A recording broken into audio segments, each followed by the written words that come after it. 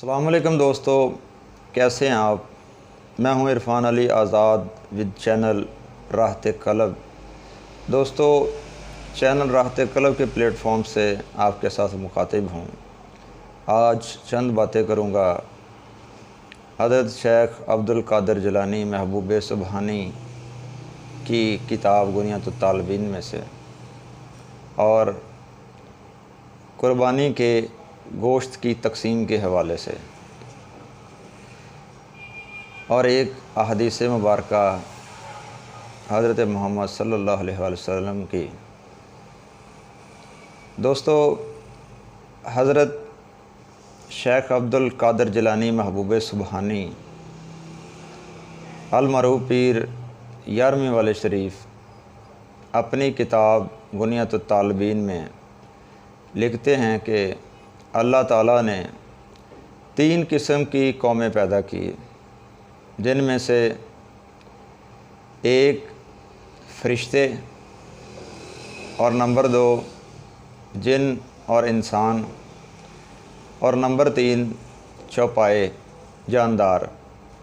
चौपाए से मुराद 4 पैरों वाले जानवर, और इसमें परिंदे भी शामिल हैं, यानी पहली फ़रिश्ते और दूसरी जिन और इंसान और तीसरी चौपाए।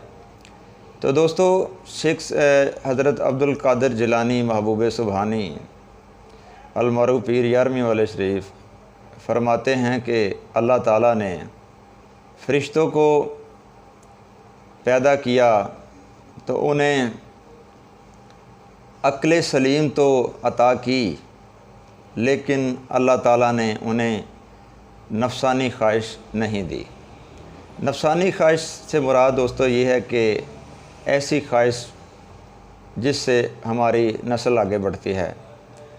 तो दोस्तों, आप फरमाते हैं कि अल्लाह ताला ने फ़रिश्तों को अक्ल सलीम से नवाज़ा, लेकिन अल्लाह ताला ने फ़रिश्तों को नफ़सानी ख्वाहिश नहीं दी।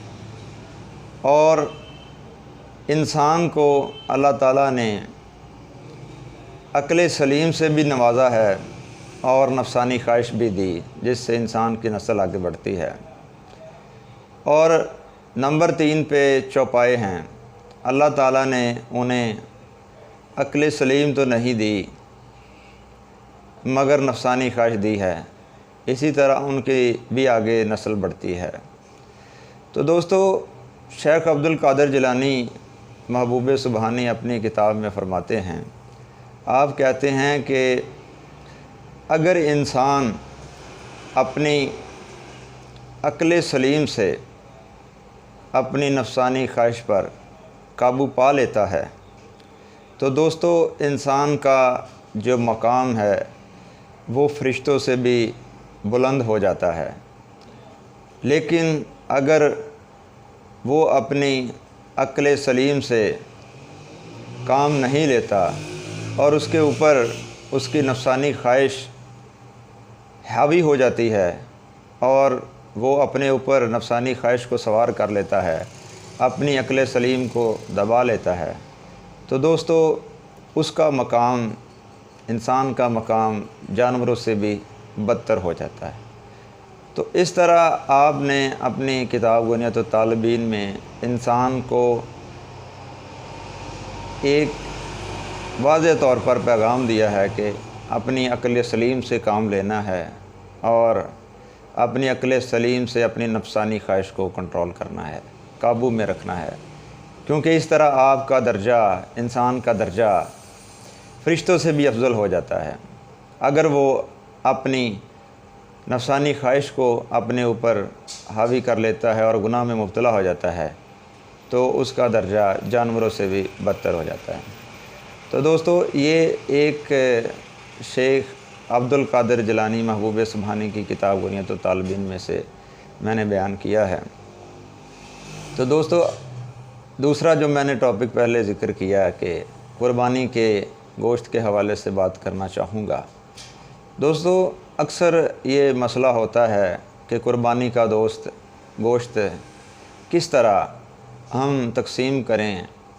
तो दोस्तों, कुर्बानी का गोश्त तकसीम करने के लिए जब कुर्बानी करें तो उसका जब गोश्त बन जाए, कसाई या ख़ुद आप बना लें, तो ऐसा नहीं करना चाहिए कि अच्छे अच्छे जो गोश्त के पीस हैं वो अपने लिए रख लें और दूसरे जो यानी आपकी नज़र में जो गोश्त आपको पसंद नहीं है वो दीगर लोगों में बांट दे। तो दोस्तों इस तरह नहीं करना, बल्कि कुर्बानी जब करें तो गोश्त को आप बिल्कुल अच्छे से मिक्स कर लेना है आपने, और उसके 3 हिस्से आपने बना लेने हैं। एक हिस्सा आपने अपने घर वालों के लिए रखना है और एक हिस्सा आपने अपने रिश्तेदारों में तकसीम करना है और एक हिस्सा आपने अपने अहले मोहल्ला में तकसीम करना है। दोस्तों यहाँ पे मैं बात करना यहाँ पे ज़रूरी है कि अक्सर लोग इस तरह करते हैं कि जब गोश्त अहले मोहल्ला में तकसीम करते हैं तो एक एक दो दो बोटियाँ तकसीम करते हैं। शायद वो ये बताना चाह रहे होते हैं कि हमने कुर्बानी की है। तो दोस्तों कम से कम जब आप किसी को अहले मोहल्ला में गोश्त दें तो आप उस घर में गोश्त ना भेजें जिस घर में कुर्बानी हुई है।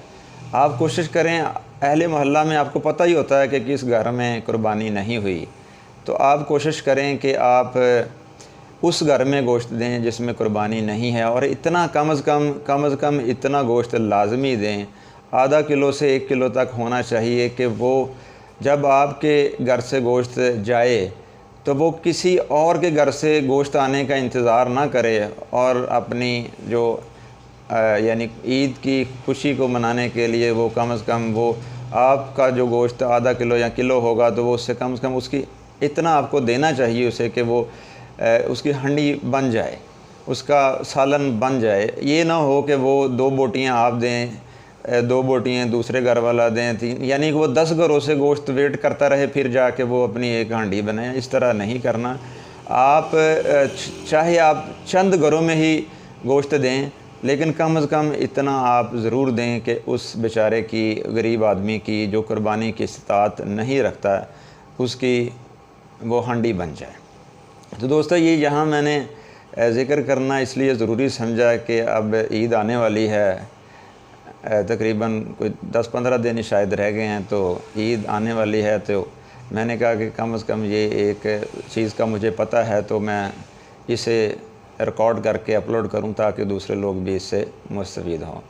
अब जनाब तीसरी जो मैंने बात की थी कि प्रॉफिट मोहम्मद सल्लल्लाहु अलैहि वसल्लम, हज़रत मोहम्मद मुस्तफ़ा अहमद मुजतबा सरवर कायनात सल्लल्लाहु अलैहि वसल्लम की एक हदीस है कि टॉपिक इसमें लोग समझते हैं कि शायद उम्र नहीं बढ़ सकती और इंसान का रिज़्क़ भी नहीं बढ़ सकता। लेकिन दोस्तों हज़रत मोहम्मद सल्लल्लाहु अलैहि वसल्लम की एक हदीस मुबारक है कि जिसमें आपने कहा है कि इंसान की उम्र भी बढ़ सकती है और इंसान का रिज़्क़ भी बढ़ सकता है। किस तरह वो हदीस है वो मैं आपके सामने बयान करता हूँ। प्रॉफिट मोहम्मद सल्लल्लाहु अलैहि वसल्लम ने कहा है कि जिसको ये बात खुश करे कि उसके लिए उसकी उम्र को बढ़ा दिया जाए और उसका रिज़्क़ भी उसके लिए बढ़ा दिया जाए, तो उसे चाहिए कि अल्लाह से डरता रहे और सिला रहमी करे।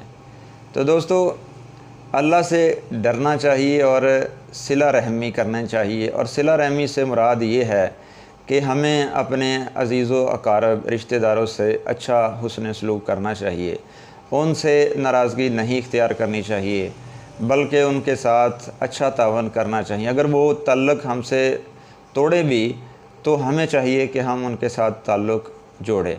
तो दोस्तों जो शख्स अल्लाह से डरता है और सिला रहमी करता है, अपने रिश्तेदारों से अच्छा सलूक करता है, तो उसके लिए उसका रिज़्क़ अल्लाह ताला बढ़ा देता है और उसकी उम्र में भी बरकत अता कर देता है। जैसे कि आप सल्लल्लाहु अलैहि वसल्लम ने फरमाया कि जिसको ये बात खुश करे, यानी जो चाहता है कि मेरी उम्र भी बढ़ जाए और मेरा रिज़्क़ भी बढ़ जाए, तो उसे चाहिए कि अल्लाह से डरता रहे और सिला रहमी करे।